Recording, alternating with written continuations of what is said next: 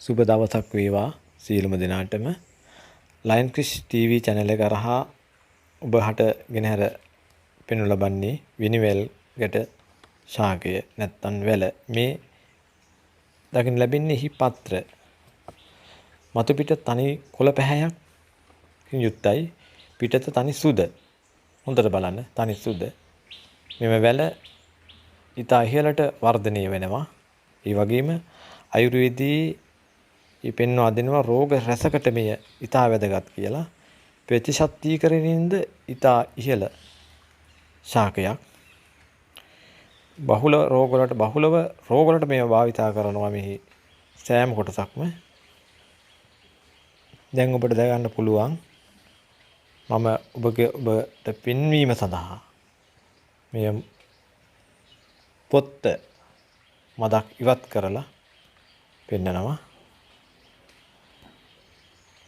ඉහි ඇතුළත තනි කහ පැහැයකින් යුක්තයි.